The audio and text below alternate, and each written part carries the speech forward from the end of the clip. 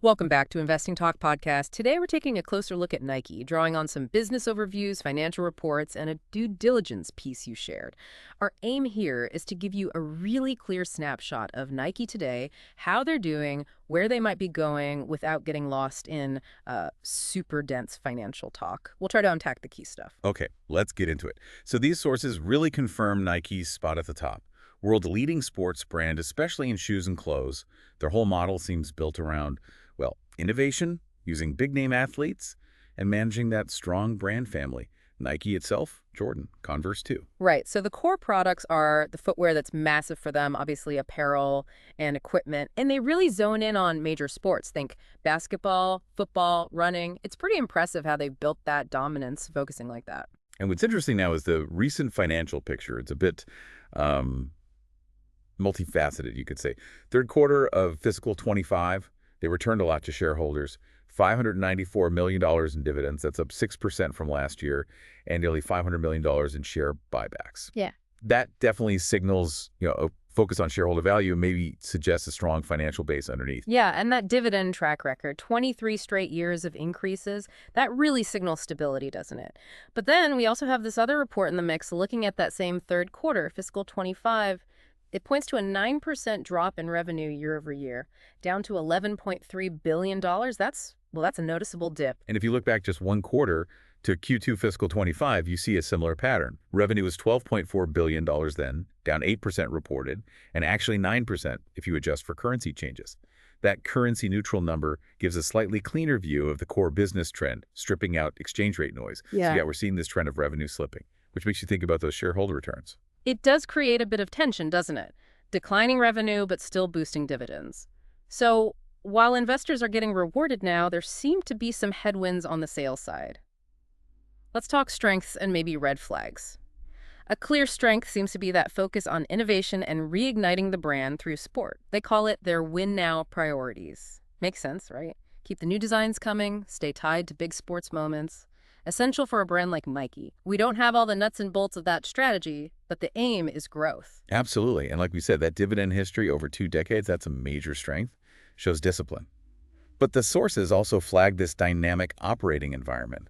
That sounds like a potential concern. Okay, let's dig into that phrase, dynamic operating environment. What does that really mean in Nike's case? Well, it's a bit of corporate speak, but basically it means they're facing a lot of external stuff. Pressures, uncertainties, things that could hit future growth. Could be changing tastes, tougher competition, the wider economy, maybe even politics or global trade issues. It suggests the outside world is complicated for them right now, even with their internal strengths. Got it. That makes sense. So how's the market feeling about Nike then? Our sources mention leadership sounds positive about the Win Now plan, but we don't have specific, analyst reports right here.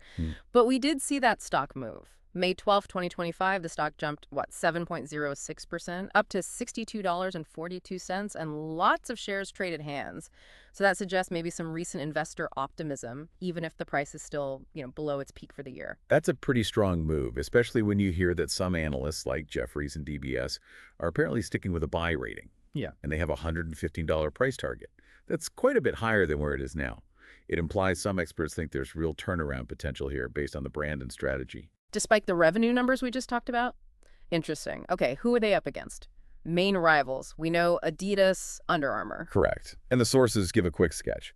Nike leads on market share, innovation, that strong brand feel, always pushing new products. Adidas is strong on style, big in soccer, football, depending where you are in running. Under Armour, more focused on the performance gear, big presence in the U.S. Generally, though, Nike's still bigger in revenue and just sheer brand power compared to those two. Okay, looking forward then, what could push them ahead? Catalysts? And what are the big risks? Well, ongoing innovation is flagged as key. If they keep hitting home runs with new products, new tech, that should drive sales. And obviously, future earnings reports will be crucial. They'll either back up the optimism or raise more questions. Risks. The usual suspects, really. Economic slowdowns hurt spending. Consumer tastes can shift fast. And maybe regulatory changes, trade rules, environmental standards, those could impact a global company like Nike. It looks like they're trying to be proactive, though. We see mentions of that Nike Skims line and a big $2 billion cost-cutting plan to help growth. Plus, that new deal with the NFL for uniforms and fan stuff, that sounds like another way to tap into a huge audience. Exactly. And while you have those big economic worries, interest rates, how much people are spending, the fact that Nike has decent cash flow and is actively cutting costs, that could provide some buffer, some resilience against those broader headwinds. We also saw the leadership change mentioned, Elliott Hill becoming president and CEO back in October 2024.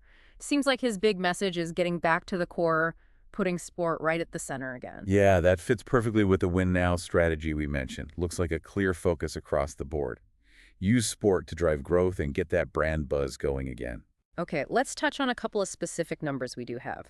The quarterly dividend is 0.40 cents per share. And that 23-year streak of raising it, that's impressive consistency. It is a bit of a shame our sources here don't detail things like the PE ratio, debt to equity, free cash flow, ROE, price to book. Those would give a much fuller financial picture. The PE ratio, for instance, really helps you understand how the market is valuing their earnings power right now. Agreed. You really need those kinds of metrics for a deep dive into valuation and financial health, especially to compare them properly against, say, Adidas or Under Armour. So wrapping this up, what's the takeaway for you, the listener? Nike seems to be navigating a tricky market. They're clearly focused on refreshing the brand and keeping shareholders happy. But you have that tension, the revenue decline recently versus the analyst optimism and strategic moves.